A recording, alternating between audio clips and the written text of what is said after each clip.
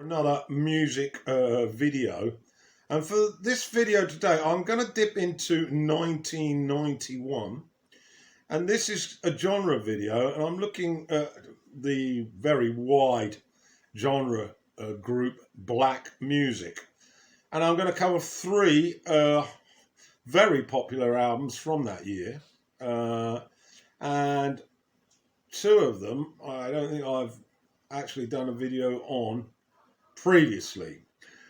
But anyway, these three artists took the world by storm in 1991 with these three albums.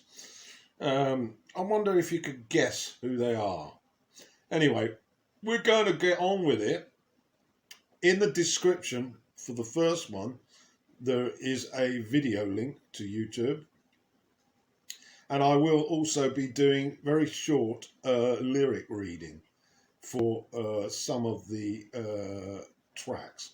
So let's get on with it, and we're going to start with the first album. The first album then is by Michael Jackson, and it's called Dangerous, very much a disco dance pop soul extravaganza. It was in fact his 8th album, and it sold $32 million in 32 million copies, which was an absolutely huge amount. There was 9 singles of this, and it's regarded by many as his superior piece of work above Thriller.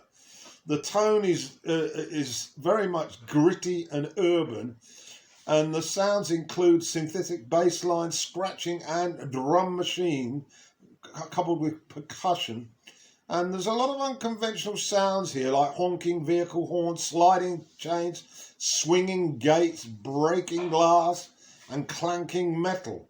And Jackson throughout implements beatboxing, scat singing, and finger snapping, and it's considered his best. So there will be a video link to one of the tracks. I'm sure you can guess what one it is. And I'm now going to have a little look at the tracks. One then, it has to be said that I listened to this album a considerable amount. At this particular time, 1991, I had to leave Thailand on a regular basis to renew my visa. In fact, it was every 3 months. And this involved me getting a train from Bangkok right down the south of the country, through the Thai-Malaysian border until I hit Butterworth and went over to Penang to renew the visa.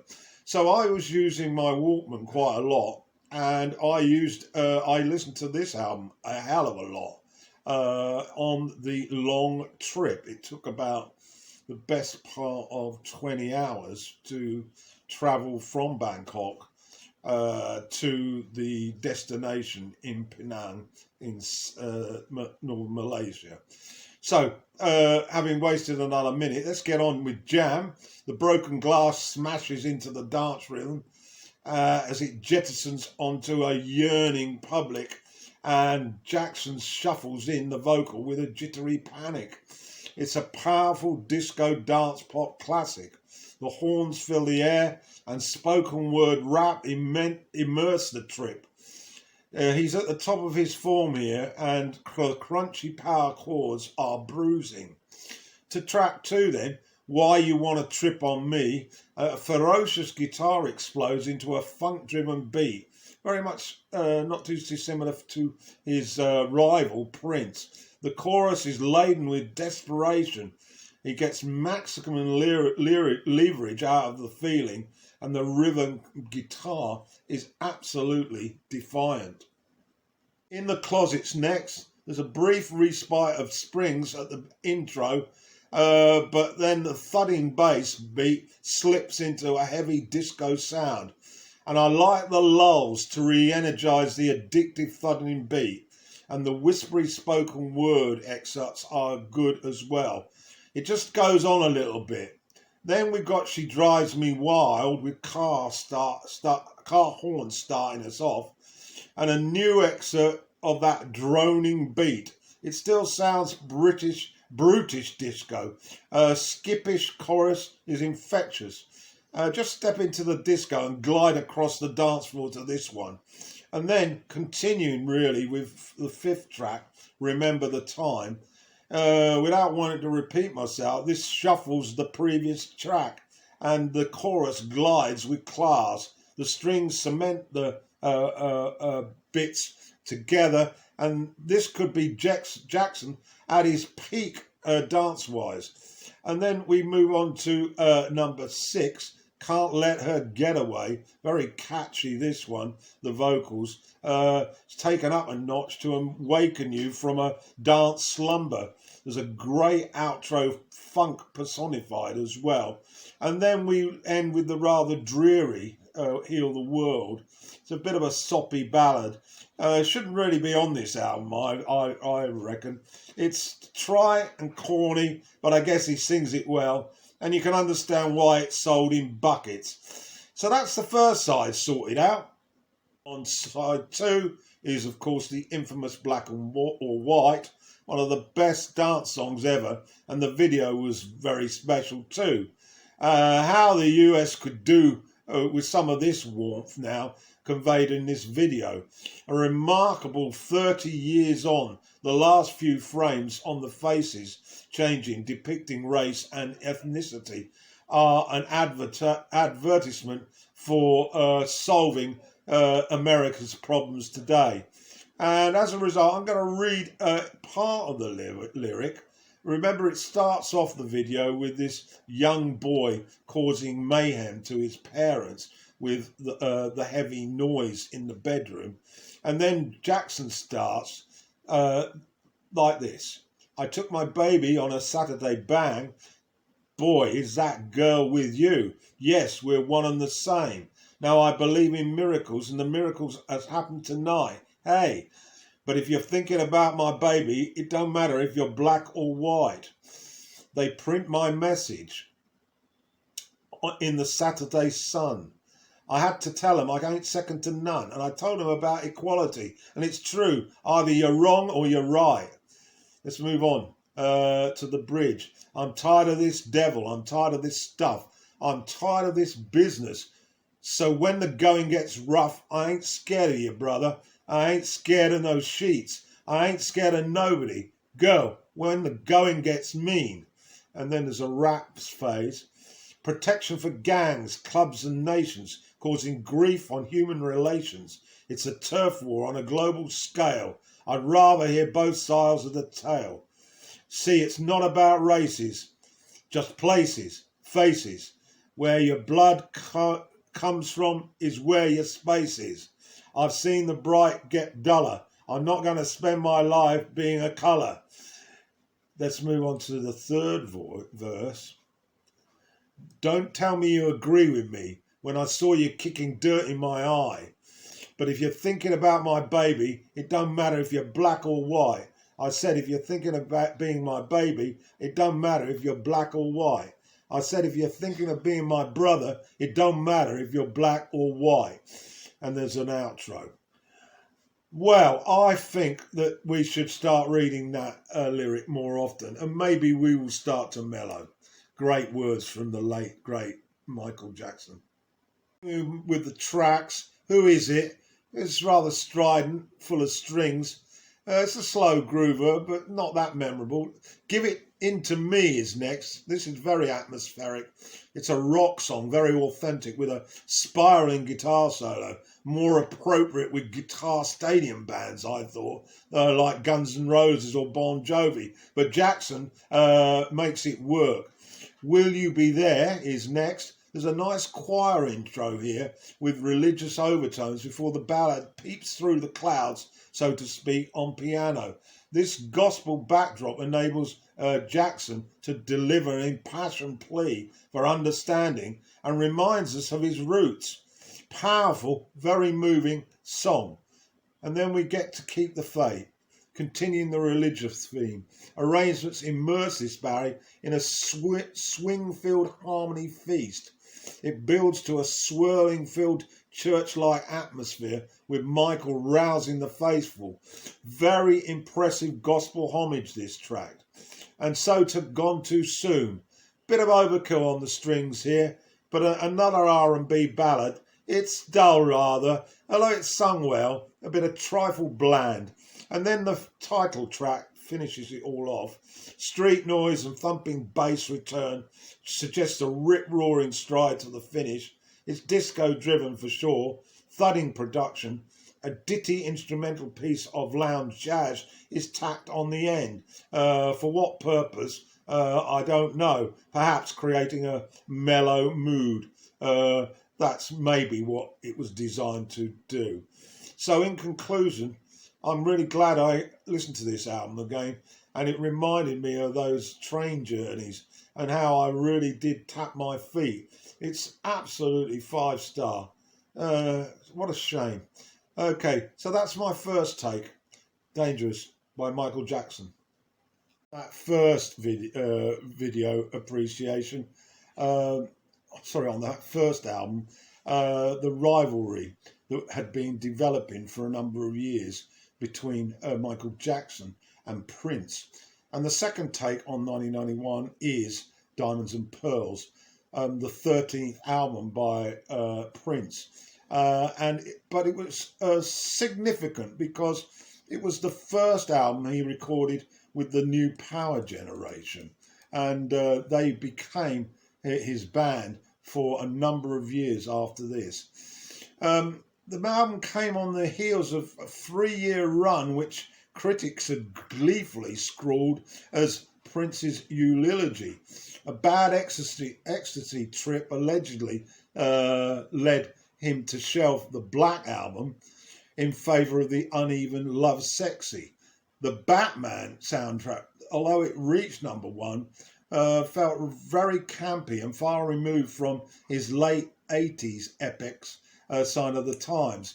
And while the sequel to Purple Rain, 1990's Graffiti Bridge, had some moments, it bombed at the box office, receiving 5 Golden Raspberry nominations and yielding a soundtrack that failed to go platinum. So, with the arrival of Diamonds and Pearls, a huge commercial success took off.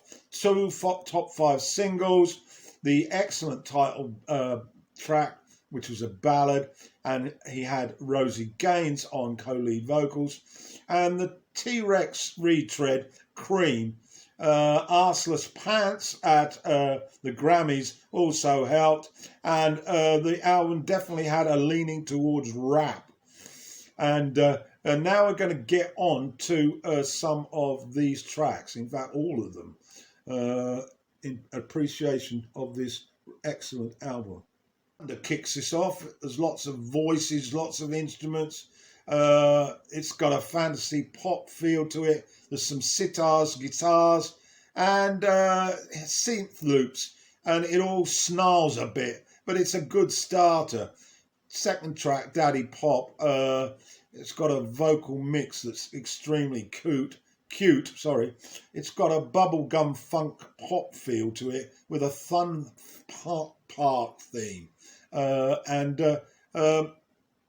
Prince urges people to stop living in the past when they should be living the new. Over Teddy Riley's drums and wheeling sacral organs, he introduces some spoken word, and hip-hop has arrived on his calendar. Into track 3, a big highlight, Diamonds and Pearls, peach of a ballad with Rosie Gaines jumping in on joint lead vocals, and it's absolutely exquisite. It's described as the twinkling locker pop ballad. Not sure what that means, but the vocals are memorable. There's a lot happening instrumentally, horns, keyboards, and I absolutely adore it. To the other single next, track 4, Cream. A great beat to this Sex Swamp single. The distorted guitar is hypnotic. The vocals, as always, are up and in your face. Boogie on, man. This has always been renowned for not getting bogged down, and changes of pace and genre are very much in his repertoire. Track 5 encapsulates all that with Strolling. It's a jazz detour and it's a breath of fresh air. Imagine Prince in pinstripes and bowler hat in full dance mode with Ginger Rogers, and you've got just about the gist of this one. There's some great George Benson style guitar as well, and Prince's vocals are extravagantly brilliant. And I'm going to actually read a bit of a lyric from this one. The lyric isn't particularly full of deep meaning, but I like the way it catches the sort of flow of the melody and the beat. Close the shop, let's take a drive. Take break from 9 to 5. It's so great to be alive. Oh yeah, we could rent some roller skates. We could skate around the lake. If we don't know how, we'll fake it. Oh yeah.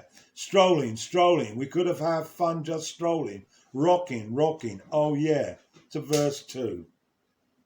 Let's forget about the time. Let's relax and ease our mind. We deserve to just feel fine. Oh yeah. We could stroll the mezzanine, buy some dirty magazine, laugh behind it while we eating ice cream. And then to verse 3. See the man with the blue guitar. Maybe one day he'll be a star. Give him your ice cream and I'll give him the keys to my car. There's so much hate going round. Hard to not let it go. Get you down. Less we can do is make a joyful sound. Oh yeah. And there's then a more chorus and an outro. Okay, I know there's not a lot to that, but with the music behind it, which you're dying to listen to, you will thoroughly lap it up. To Get Off, which is the next track. Oh, have I missed one? Sorry, I have, yeah. Track 6, Willing and Able. A clever gospel arrangement here with sprightly beat that lulls you before being hit by the gospel harmonies. It's very effective and echoes of Aretha Franklin before the spoken hip hop rounds and joins the arrangements with some great organ at the outro. And now to track 7. And track 7 is Get Off. There's some tremendous flute on this piece of music that leads into this rap extravaganza, exuding the Kama Sutra or an alternative document about the said subject. The vocals are graphic and the spitting horn metaphor very symbolic. And then the flute, of course, which gets crushed by a Hendrix guitar solo deep in the mix. Absolutely extraordinary. And the video was described as Marquis de Sade-like. Now, I was going to read it, but I think I will just put it on a slide. And you have a read of the lyric, because this was a song that caused a heap of controversy because of the graphic nature of the wording. And of course, he's joined on vocals by Rosie Gaines, and she is worth a look. So that is Get Off. It's track 8. Then Walk Don't Walk. It's very breezy, full of street noise, but not one of the best on here. Jughead is next, and here you can expect the unexpected. It starts off with a feminine soul diva vocal style before the funk rap explodes out of the speakers and into dance time. Next up, Money Don't Matter Tonight, a huge single again, R&B ballad with touches of jazz tones. Prince glides us through this track. It's very easy on the ear, soft arrangements. The backing vocals combine perfectly with the slick rhythms. And so to Push, funk merged with rap here, and it's fit for the dance floor to be sure. Hint of horns as well, synths wobble affectionately. And so to Insatiable, another 6 minute plus, segued in from Push. It's another dreamy ballad where Prince goes way up on the vocals and then way down. I love his range and I love this style. It recalls the past Motown greats, to be sure. Slow, sexy and sleazy with a mix of spoken word and vocal.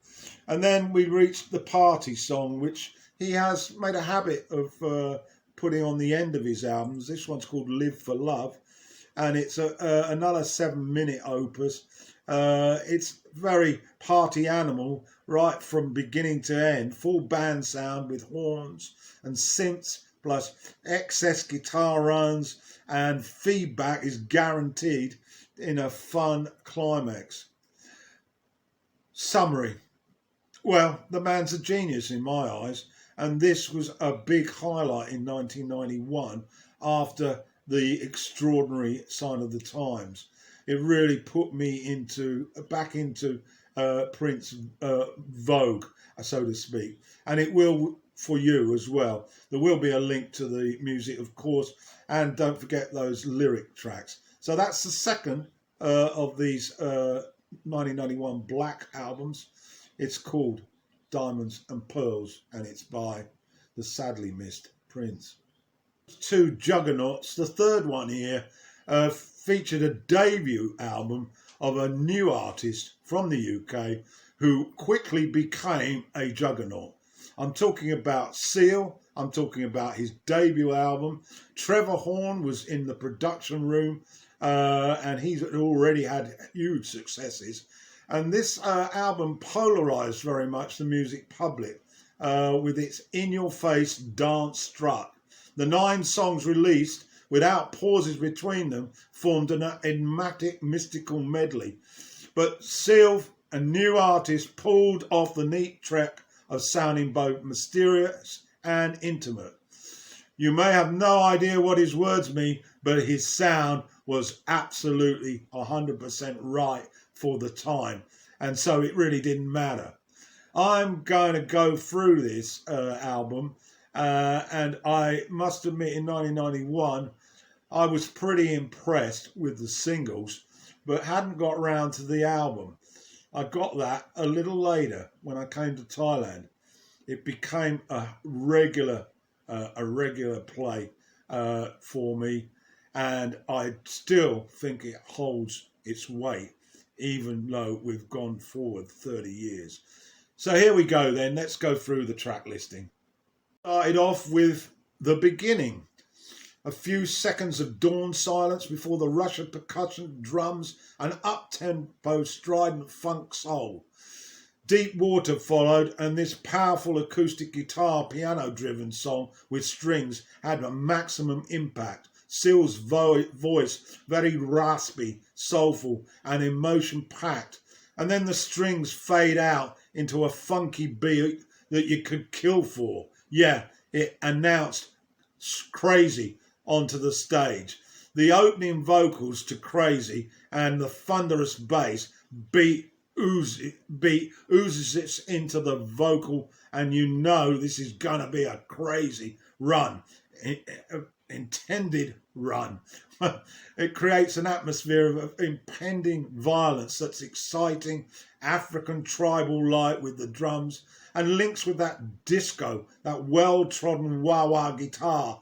It's absolutely hypnotic. One of the most powerful dance songs ever, with crunchy chords to wrap it up. It mingles your pelvic thrush with your arty angst, and is one of those rare club hits that mesmerise listeners, even off the dance floor. So what about the rest of this hypnotic debut? I've got to take a breather after reading that appreciation of Crazy. Killer followed Crazy, and Killer, of course, an absolutely huge hit. The strings with the liquid guitar thrust us into another maze of euphoria as Killer charges out. It was a cover of the original sang by one Adamski, but his effort got absolutely nowhere, whereas Seal's actually blew the roof off with regard to sales. The horn overdubs the beeps a bit, but it's a hell of a dance record, particularly in hazy nightclubs as the alcohol descends like dark mist. Overproduction for sure, that would put it in the 80s Michael Jackson style videos, but nevertheless an absolute gem. And so to Whirlpool. Once again, the stripped back acoustic soul here, passionately sung with piano. The acoustic guitar combo with the light strings accompaniment makes it an absolute beaut. And then to my favourite track on the album, yeah, it's not crazy, it's not killer. Future Love Paradise. The music feels worldly, otherworldly, a rather spacey cohesion of diverse elements that defies description. In the sounds at first, they sound like another fairy tale. Seal tackles issues such as racism and drug addiction. The beat here is truly addictive. The dubbing of the vocals works to a T. It's absolutely enchanting. And I'm going to give you a little sample of this one because I just think it's so beautiful. So here's the lyric. Don't you know that racism has a minimum future, kids? Can you only lead to no good? Besides, your sons and daughters already know how that feels. One day, all the queens will gather round, spreading love and unity, so it can be found. Well, then all the riders say it's all to do with drugs. Inject me with your love. Inject me with your love, all right. That's part of it, but enough, I think. The album tended to taper off a little bit, but Wild is up next. Skippy Dance Strut Soul. The vocals are compelling, and it's middle of the road compared with these other giants. Show Me next has some spacey vocals and keyboards with nice piano touches that herald the soul ballad. Violet then tips in with soul's ba ba ba ba, and synths moodily create that intimate feel. It's got a jazzy air feel to it. The instrumental outro has snippets of spoken word, and it runs out at 8 minutes. Well, what a treat. This set his career up. He went on to huge successes, and this man could do no wrong after this debut. So that concludes my triple header, 1991 Black Music. I'm sure you're probably thinking, wow, where did he pull those three out? Well, that's what happened in 1991. There will be links to the music on YouTube in the video, and lyric sheets, of course, not all of them, but some of them. And so I hope you enjoyed it.